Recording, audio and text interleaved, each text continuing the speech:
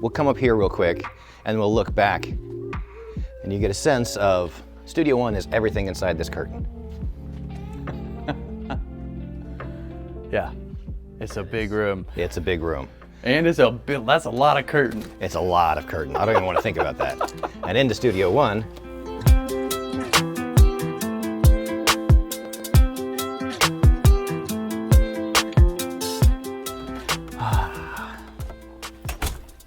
I love it. this is a Neve 8078. Two of them. It's a double wide, so it's two consoles slapped together. And it was commissioned to mix Thriller, I believe. That's the story I've been told. So 80 channels, and these are all 31105 modules, right? Correct. Beautiful. And that half of the desk was the Tusk desk from the Village. And this half was from Record One. Oh. Alan, when he owned Record One, which is Ocean Way, North Hollywood, bought the Tusk desk, slapped them together at the behest of, Bruce Swedien, and then they mixed the Michael record. And then when Alan took over this building and renamed it Ocean Way, he didn't like the console that was in here as much and didn't have a room big enough to justify this up there. So he put this console in here and it's lived here ever since about 85, I believe. Wow. Yeah, so this room is very much used for big orchestral string sessions, big bands. Big bands, rock bands. Rock bands. Like, for instance, you mentioned John Mayer. Yep. Oh, and, yeah. And that was fun because it was a trio. They had a three-piece in here, and every single channel was used. Oh, and they even had a sidecar with more channels because they wanted to have. They had everything set up and ready to just go. I need to use that drum kit. I need to play that guitar and that bass amp. Okay, unmute that, unmute that, unmute that. Not feeling it. Let's move over to that guitar section. Mute that, unmute that. So it's all about keeping the creative flow together, and you're not waiting for, I want to try a different guitar. Let's move everything. Hold on. Yeah. What was I trying to do? So there's the monitor section over there, which very rarely do we actually get into because we have enough to have 40 microphones out there and 40 returns. Yeah. 24 buses up top, but most of the time we're using this left side of the desk on inputs and then Pro Tools playbacks over here because there's 40 of them. Exactly. But cool thing about this console, Fred Bova, right? Mm-hmm. Modded each mic pre to have an inline trim. Am I correct with that? That is correct. That way, if you wanted to run 80 mics out there, which is a lot. Yeah. Oh, yeah. At that point, I think you might be over micing, but yeah, you could actually just run off of the insert sends. That's right. Oh, yeah. And you engage the trim, and then that's your small fader. And that's your small fader. And then we have our monitor controller down here, which is kind of cool. Kind of floats on this little with the ANDREWMASTERs. Yeah, ANDREWMASTERs. So tell me about the fader system here. So the automation is it's very old automation. It's 1980s computer technology. It's the GML, and it is beautiful, but tricky. Yeah. The newest computer we have that it can run on is that iBook down there, because it has a serial port. iBook. Fantastic. Now, each one of these rooms is running a Pro Tools HD system? Correct. Right? And do they all have these interfaces? No, actually. Okay. So we have the HDIOs in this room and in Studio 5, and then we have a Burl mothership in Studio 2 and 3. So in 1 and 5, it's this system, and then 2 and 3 is the Burl mothership.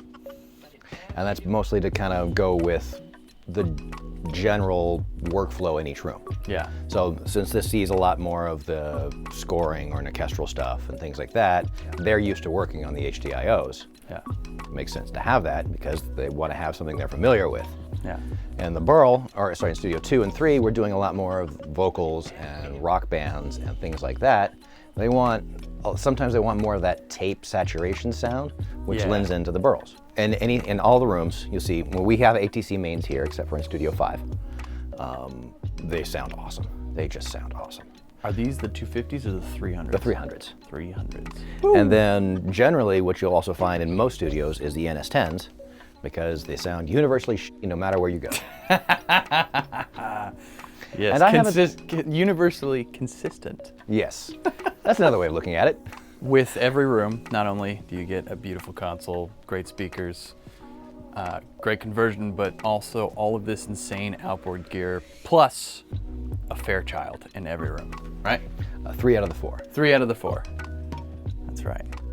Fun fact here, Bill Putnam, the man who helped design or literally designed this studio, like these rooms. Well, the acoustic spaces. He designed all of the Universal Audio equipment. So like the 1176, the 1178, the LA2A, the Universal Audio and the Uri gear he designed and built in this building. And then they became the staples at the time that people kept going to. And still are. And still are. They're still some of the best equipment out there. So this is Studio One, and you can, I don't know if you're gonna hear the room in the labs. Oh, yeah, we'll hear it. Oh, good. Yeah. So this was where Sinatra would cut a lot of his records after. So he was at Capitol, He right? was with Capitol Records, and he split from Capitol Records and founded the Reprise label, and then housed that in this building for a while. So everything he did on the Reprise label was done in this room. That's right. So this was like New York, New York, My Way, That's Life, the Jobim album. Then Elvis's '68 comeback special, the theme from The Godfather, a lot of the Hanna-Barbera cartoon themes, Mission Impossible. That was a big one. Foo Fighters, Concrete and Gold, Rolling Stones, Bridges to Babylon, U2, Rattle and Hum. Fun fact about this room, I think those are like original speakers, right? Yeah. They've been here for a long time. Altex. Yeah. And then we have, it's kind of tucked away in the now booth back there, but the conductor stand, right? Mm-hmm. The podium. Yep, the podium that has been here since the beginning. Mm-hmm. Pretty much the room has stayed the same. The room is as it was designed acoustically. Yeah. Asbestos tile floors, which, they sound different. Yeah. People don't think I'm crazy. Yep. Newer linoleum doesn't sound the same. It just doesn't. And then one of the additions is this light system. So when Eastwest came in, we added the lighting truss, which was a good thing because we do a lot more filming projects. Yeah. So that's actually some of the other things that were done in here, like filming for That Thing You Do, La La Land. Oh, that's right, that thing you do with Tom Hanks, right? Tom Hanks, Yep. The very final scene, I think, where he's playing drums was actually in the booth over there. All right, and then this piano's new too, right? Mm-hmm. Well, new to the studio. It was bought for the studio, and it's a beautiful piano. This is a 9-foot Bechstein. The concert grand. Yeah, and this thing is super meaty. I'll hit some low notes.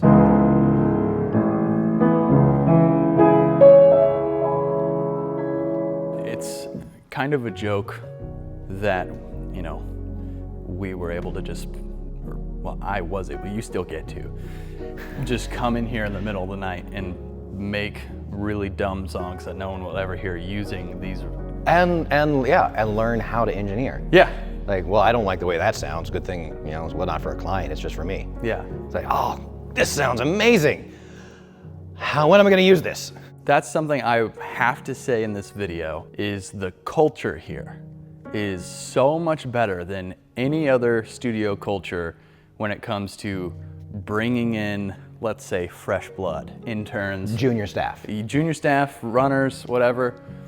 It is the absolute best of getting them in the rooms, touching stuff, using stuff, and if you're an assistant, what you want is to have someone you can depend on who is a junior staff and that you can bring in and know they're not gonna screw anything up, know that they know how to find things and get it going. And they're gonna do it quickly. And they're gonna do it quickly and be dependable and not be an idiot in front of the client. Mm-hmm. And that's how you move in. Once an assistant likes you, then you're in with them every time. Especially when they get an engineering gig, they're gonna want you as their assistant. Oh yeah, shout out Michael Freeman.